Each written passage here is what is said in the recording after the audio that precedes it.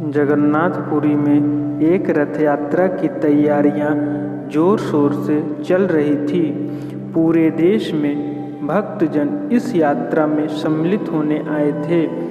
यहीं पर एक सराय में एक शहर के ठग और एक गांव के ठग के भेंट आपस में हो गई। दोनों ही ठगों के लिए रोज नई जगह जाते थे।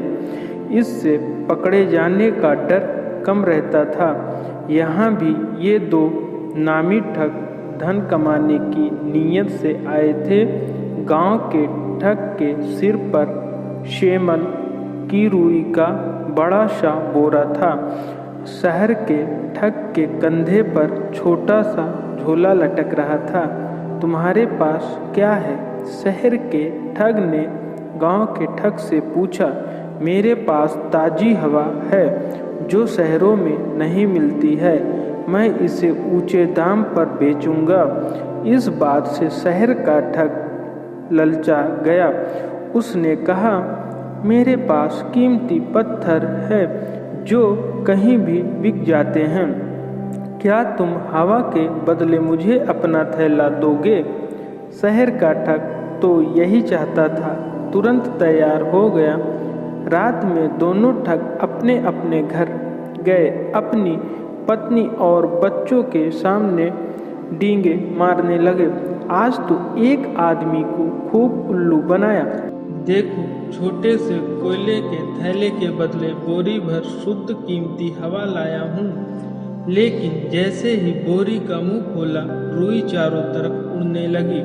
दूसरे ठग ने जब थैला खोला और देखा उसमें कोयले थे, उसकी पत्नी ने ताना कसा, चलो आज ठग को भी किसी ने ठग लिया। कोई ढंग का काम तो तुम्हें करना नहीं है। अच्छा हुआ। अगले दिन फिर रास्ते में उनका आमना सामना हो गया।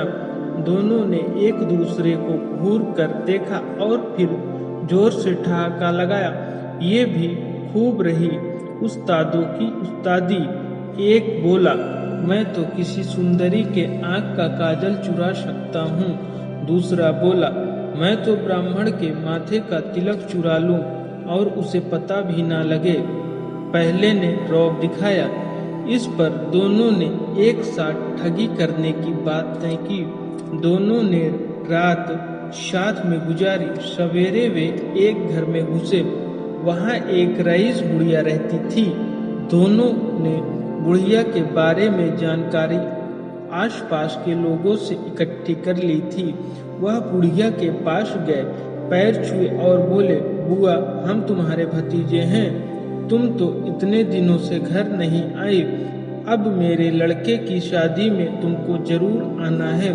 बुढ़िया ने अपने भतीजों को बचपन में देखा था, इसी से उन्हें पहचाना नहीं। बुढ़िया ने अपने परिवार का हाल चाल पूछा। फिर अतिथियों को चांदी के बर्तनों में खाना परोसा। ये बर्तन बुढ़िया को शादी में मिले थे। केवल विशेष मौकों पर ही इन्हें निकालती थी। उन दोनों ने खाना खाया और बर्तन धोने कुएं पर गए। ठगों ने बुढ़िया की नजर बचाकर चुपचाप बर्तन अपने कपड़ों में छिपा लिए। एक चिल्लाने लगा, अरे अरे, क्या करता है? बर्तन कहाँ लिए जा रहा है? आवाज सुनकर बुढ़िया आई तो दोनों बोले, बुआ, बर्तन तो कुएं में गिर गए। बर्तन खोने से बुढ़िया दुखी हो गई और उसने कहा, बेटा, मैं तो तुम्हारे साथ नहीं चल सकती। मेरा बेटा तुम्हारे साथ शादी में जाएगा। बेटे ने उन दोनों को बर्तन छुपाते देख लिया था। उसने माँ के सामने कुछ नहीं कहा और अपने घोड़े पर बैठ इन दोनों के साथ चल दिया। चलते चलते रास्ते में दोनों ठग बोले, ए भाई, घोड़ा रोक, तो बड़ी भूख लगी है। हमारे पास तो पैसे नहीं है। तुम अमीर आदमी हो, जरा अच्छा खाना खिलाओ। क्यों नहीं, इस जगह मेरा लेन देन चलता है, हमें कुछ भी खर्च करना नहीं पड़ेगा। युवक ने कहा। वह इन दोनों को सबक सिखाना चाहता था। ठीक है, ये तो बड़ी अच्छी बात है। दोनों ठग बोले, तुम लोग यहीं रुको, मैं इंतजाम करके आता हूँ। ऐसा कहकर वह युवक वहां एक व्यापारी के पास गया, गुपचुप बात की, फिर वापस आया और दोनों ठगों को व्यापारी के पास ले गया। व्यापारी ने युवक को धन दिया। वह धन लेकर जाने लगा तो दोनों ठग बोले, अरे भाई, अकेले कहाँ जाते हो, हम भी चलते हैं। नहीं, मुझे काम है, थोड़ी देर में आता हूँ, तब तक तुम्हारे स्वागत और खान पान का ध्यान ये श्रीमान रखेंगे। युवक ने व्यापारी की ओर इशारा किया। व्यापारी ने उन दोनों को डपट कर कहा, जाओ पीछे खेतों में मजदूरों के साथ काम पर लगो। उन दोनों ने व्यापारी को समझाने की बहुत कोशिश की कि वे मजदूर नहीं हैं, पर व्यापारी ने कहा, मैंने तुम दोनों को पैसे देकर खरीदा है, काम तो लूंगा ही। नहीं नहीं, हम लोग अच्छे घर परिवार के हैं। उस युवक ने हमारे साथ धोखा किया है, आपको भी धोखा दिया है, हम उसे खोज लाएंगे, आप एक बार हमें जाने दो। दोनों ने बहुत विनती की।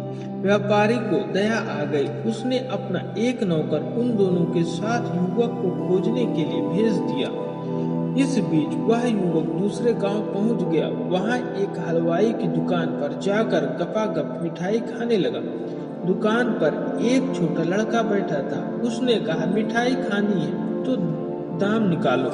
देखो बच्चे, मैं तुम्हारे पिताजी का दोस्त हूँ, उनसे जाकर कहो मक्खी मिठाई खा रही है, कुछ नहीं कहेंगे। युवक ने प्यार से बच्चे को समझाया। जब उस बच्चे ने जाकर पिता को बताया तो वे नाराजगी से बोले, जाओ जाओ, मक्खी तो मिठाई खाती है, चिंता मत करो, एक मक्खी कितनी मिठाई खा लेगी।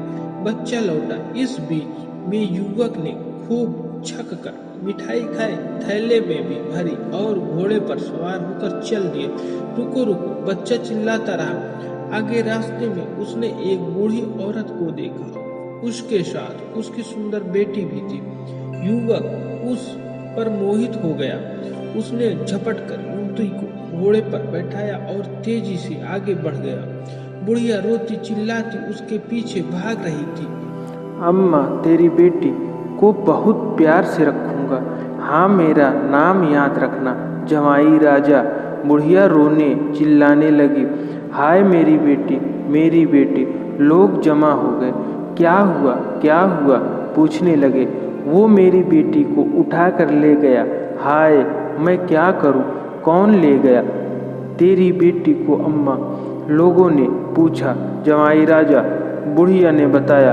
यह बात सुनकर लोग हंसने लगे और बोले, अरे यह तो खुशी की बात है, बेटी को तो एक दिन जमाई राजा के साथ जाना ही था, रोती क्यों है? इस तरह रास्ते में सबको चकमा देता युवक सुंदर युवती को लिए घर की तरफ लौट रहा था। एक जगह पेड़ के नीचे उसने घोड़ा रोका और वे दोनों थैले में से मिठाई निकाल कर खाने लगे। पास ही राजघराने का धोबी कपड़े सुखा रहा था। उसने कुछ मिठाई उसे भी दी और बताया, ये मामूली नहीं, दिव्य मिठाइयाँ हैं। वहाँ झील के उस पार पेड़ पर उगती हैं, जितनी चाहो तोड़ लो, खुद भी खाओ और बेचकर पैसे भी कमाओ। धोबी उसकी बातों में आ गया और विनती की, कुछ देकर आप मेरे कपड़े का ध्यान रखना, मैं मिठाई लेकर जल्द ही लौट आऊँगा। जाओ, पर शीघ्र लौटना, हम अधिक देर नहीं रुक सकते, युवक ने कहा। जब धोबी चला गया तो युवक ने राजघराने के कीमती वस्त्रों की गठरी बांधी, घोड़े पर लादी और युवती को बैठाकर चल दिए। व्यापारी का नौकर और दोनों ठग उसे ढूंढते हुए हलवाई की दुकान पर पहुंचे। उसकी बातें सुनी और अपने साथ मिला लिया। आगे बुढ़िया मिली। वो अभी तक अपनी बेटी के लिए रो रही थी। अब इन पांचों की टोली युवक की तलाश में आगे बढ़ी तो देखा धोबी लूट जाने पर अपना सिर पीट रहा था। उसे भी साथ लिया। वे सब रास्ते में अपनी अपनी कहानी सुनाने लगे। सब क्रोध में थे और युवक को पकड़ना चाहते थे। अंततः एक गांव के बाहर इन लोगों ने उस युवक को पकड़ लिया। सब ने उसका घेराव किया, धमकाने लगे, बचने का कोई उपाय न देख वह बोला, देखो भाई, आप सब मेरी बात सुनो। मैं कोई चोर उचक्का नहीं हूँ। मैं आप सबका सामान लौटा दूंगा। जो मिठाई मैंने खाई थी उसके पैसे दे दूंगा। मैं तो परख रहा था कि कैसे लोग आसानी से बेवकूफ़ बन जाते हैं। आप सब छोटे मोटे फायदे के लिए मेरी बातों में आ गए। आज आप सब मेरे मेहमान हैं। मैं आप सब के रहने खाने का इंतजाम अपने एक मित्र के घर में कर देता हूँ। रात में आराम कीजिए, सवेरे मैं सबका सामान लौटा दूंगा। फिर आप लोग अपने अपने घर चले जाना। वे सब लोग खा पी कर सो गए। युवक ने मोहल्ले के चौकीदार को घूस दी और डोडी पिटवा दी। गांव में कुछ नए लोगों को देखा गया है। लगता है पड़ोस के जासूस हैं। जो कोई इनको पकड़ने में सहायता करेगा उसे इनाम मिलेगा। पकड़े जाने की घोषणा सुनकर दोनों ठग, व्यापारी का नौकर, हलवाई, बुढ़िया, धोबी सभी घबरा गए और वहां से जान बचाकर भागे। जाते जाते अपने पास का सामान भी वहीं छोड़ गए। बहुत दूर निकल जाने पर जब लगा कि कोई उनके पीछे नहीं आ रहा था तो दोनों ठग एक जगह बैठ गए। एक ठग दूसरे से बोला, भाई आज तो जान बची। तुम शहर के नामी ठग और मैं गांव का, पर हम तो छोटी मोटी हेरा फेरी करते हैं, मामूली ठग हैं। असली ठग तो वह युवक है, ठगों का राजा ठगराज। सबको खूब चकमा दिया। उधर उस युवक ने सबके भागने का तमाशा देखा। हंसते हंसते अपनी माँ के चांदी के बर्तन लिए और युवती के पीछे साथ घोड़े पर सवार अपने घर पहुंचा। घर पर माँ के आशीर्वाद से युवती से शादी की और सुखपूर्वक रहने लगा। एक दिन पत्नी ने पूछा कि उसने उन सब लोगों को क्यों सताया। इस पर युवक बोला, खाली हेरा फेरी में क्या है, मजा तो चतुराई में चकमा देने में है।